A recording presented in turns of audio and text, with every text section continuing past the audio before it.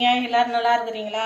வாங்க இன்னைக்கு வந்து பயத்தம்பருப்பு துவையலும் வெங்காய ரசமும் எங்கள் ஊர் ஸ்டைலு, இது கும்பகோணம் தான் பக்கம் வைக்கிறது. இது செய்யலாம் வாங்க, சூப்பராக இருக்கும். நீங்களும் இந்த மாதிரி செஞ்சு சாப்பிட்டு பாருங்க. ஃபஸ்ட்டு பயத்தம்பருப்பை வறுத்துக்குவோம். அதுக்கு முன்னெல்லாம் நாங்கள் உடைக்காத பருப்பு தான், பச்சை பருப்பை வறுத்துட்டு அதை உடச்சி அதுக்கப்புறம் தான் இது துவையல் செய்வோம். இங்கே அதெல்லாம் கிடைக்கல, அதனால் இந்த மாதிரி உடச்ச பயிரே வறுத்துக்குவோம்.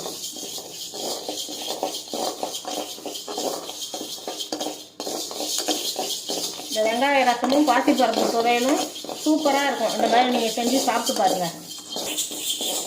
பயத்தம்பருப்பு வறுபட்டுடுச்சு, இதை எடுத்துக்குவோம். வெங்காய ரசத்துக்கு இந்த அளவுக்கு புளி எடுத்துக்கலாம். அதுக்கு வந்து அரிசி கழுவுன தண்ணி, ஃபஸ்ட்டு முதல்ல களையிற தண்ணியை ஊற்றிட்டு ரெண்டாவது கழுவுற தண்ணி இதில் வச்சோம்னா நல்லாயிருக்கும் ரசம்.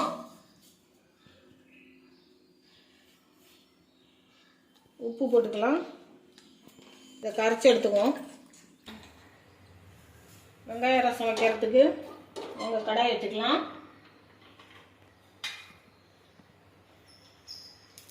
ஒரு 2 ஸ்பூன் எண்ணெய் ஊற்றிக்கலாம்.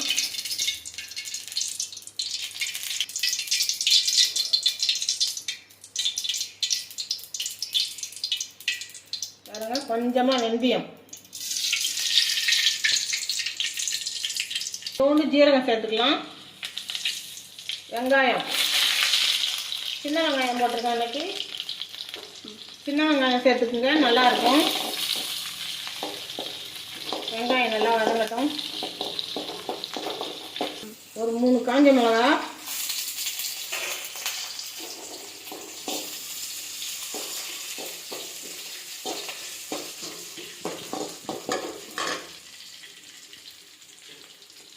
கொஞ்சமாக கருவேப்பிலை,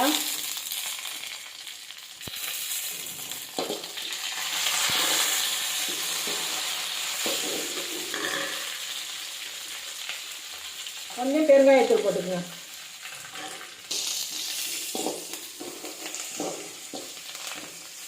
வெங்காயம் நல்லா வதங்கிடுச்சு. கரைச்சி வைத்த புளி தண்ணியாக ஊற்றிடுவோம்.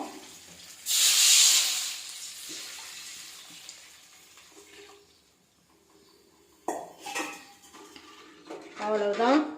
கொஞ்சமாக மஞ்சள்தூள் மட்டும் போட்டுக்கலாம். அவ்வளோதான், ரசம் ரெடி ஆகிடுச்சு. இன்றைக்கி ஒரு மருத்துவம் சொல்கிறேன். கொஞ்சம் பேர் மருத்துவம் கேட்டிருந்தீங்க என்கிட்ட. இன்றைக்கி மருத்துவம் சொல்கிறேன்.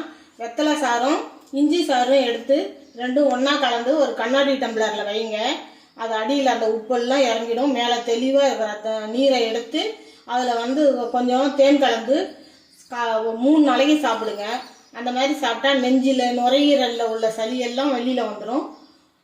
நல்லா ஃப்ரீயாக மூச்சு விட முடியாமல் இருக்கிறதெல்லாம் நல்லா ஆகிடும். அந்த மாதிரி நீங்கள் சாப்பிட்டு பாருங்கள். ரசம் கொதிக்கட்டும். இந்த ரசம் கொதிக்கலாம், கொதிச்சா ஒன்றும் ஆகாது. நல்லா கொதிச்சாதான் பச்சை வாசனையெல்லாம் புளி வாசனையெல்லாம் போகும். கொதிக்கட்டும். ரசம் நல்லா கொதிச்சுட்டுது, நல்லா கொதிக்கலாம். இது வேற ஒரு பாத்திரத்தில் மாற்றிக்குவோம். நாங்கள் பயத்தம்பருப்பு துவையலுக்கு ஒரு ஜாரில், மிக்ஸி ஜாரில் போட்டுக்கலாம். ஒரு 2 வரமிளகா, ஒரு 3 பல் பூண்டு. இது சின்ன சின்னதாக இருக்குது, அதனால் 4-5 பல் போட்டிருக்கேன். பெருசாக இருந்தால் நீங்கள் 3 போட்டுக்குங்க. கொஞ்சமாக தேங்காய் பூ,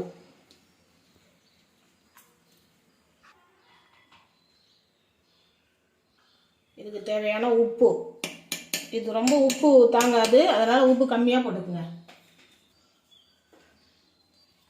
எல்லாம் போட்டு அரைச்சிக்கிட்டு வந்துடுவோம். இப்போ சுட வெங்காய ரசம் ரெடி ஆகிடுச்சு. பாருங்கள், இது பயத்தம்பருப்பு துவையல். இந்த மாதிரி கொஞ்சம் குறன்னு அரைச்சிக்கோங்க. ரொம்ப நைஸாக அரைக்க விடாது, நைஸாக அரைச்சா நல்லா இருக்காது. இந்த மாதிரி நான் அரைச்சிக்கோங்க. சூப்பராக இருக்கும் ரெண்டும். இந்த மாதிரி நீங்கள் செஞ்சு சாப்பிட்டு பார்த்துட்டு எப்படி இருக்குதுன்னு எனக்கு கமெண்டில் சொல்லுங்கள். வணக்கம்.